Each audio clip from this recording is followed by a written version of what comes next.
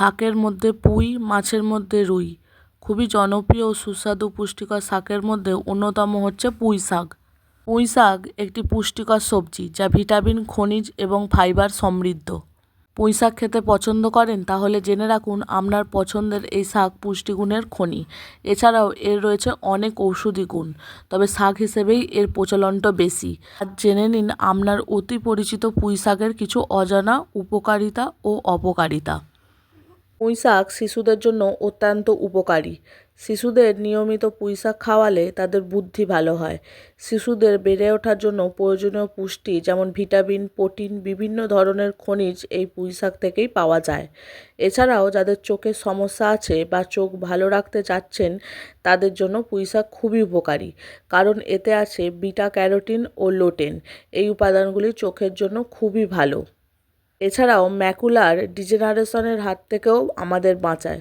পুঁই শাকে প্রচুর পরিমাণে অ্যান্টিঅক্সিডেন্ট থাকে, আর এই অ্যান্টিঅক্সিডেন্টের নাম হচ্ছে লিপিওক অ্যাসিড। এই অ্যান্টিঅক্সিডেন্ট রক্তে শর্করার মাত্রা কমায়, পাশাপাশি ইনসুলিনের ভারসাম্য ধরে রাখে। পুঁই শাক শরীরের এনার্জি বাড়াতে সহায়তা করে। পুঁই শাকে থাকে ম্যাগনেসিয়াম, এটি এনার্জি বাড়াতে গুরুত্বপূর্ণ ভূমিকা রাখে। পুঁই শাকে ফলেট পাওয়া যায়, এটি এনার্জির উৎস। পুঁই শাক এজমা প্রতিরোধ করতে দারুণ কার্যকরী। যাদের এজমার সমস্যা আছে তারা অবশ্যই পুঁই শাক খাবেন। পুঁই শাকে যে বিটা ক্যারোটিন আছে, এই বিটা ক্যারোটিন এজমার হাত থেকে আমাদের রক্ষা করে। উচ্চ রক্তচাপের রোগীদের জন্য প্রয়োজনীয় হচ্ছে পটাশিয়াম। পুঁই শাক পটাশিয়ামের খুবই ভালো উৎস। পটাশিয়াম ব্লাড প্রেশার কমায়। পটাশিয়াম শরীরে সোডিয়ামের মাত্রা নিয়ন্ত্রণ রাখতে সাহায্য করে।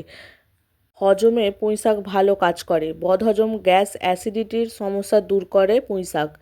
এর ফাইবার কোষ্ঠকাঠিন্যের সমস্যা থেকে আমাদেরকে মুক্তি দিতে পারে। শরীর থেকে বর্জ্য খারাপ পদার্থগুলি বের করে দেয়। তাই যারা বদহজম, গ্যাস, অ্যাসিডিটি বা কোষ্ঠকাঠিন্যের সমস্যায় ভোগেন তারা অবশ্যই পুঁই শাক খেতে পারেন। পুঁই শাক চুল ও ত্বকের জন্য খুবই উপকারী। ভিটামিন এ রয়েছে পুঁই শাকে।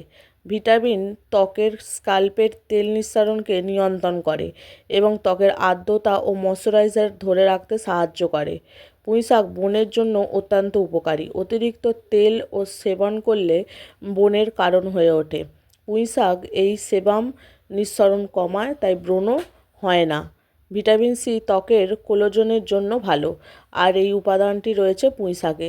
যাদের পাইলসের সমস্যা রয়েছে তারাও নিয়মিত পুঁই শাক খেতে পারেন। পুঁই শাকের অন্যান্য গুণাবলী থাকলেও পুঁই শাকের কিছু অপকারিতাও রয়েছে। এবার জেনে নিই পুঁই শাকের অপকারিতাগুলো কী কী। যুবক বয়সে পুঁই শাক কম খাওয়াই ভালো।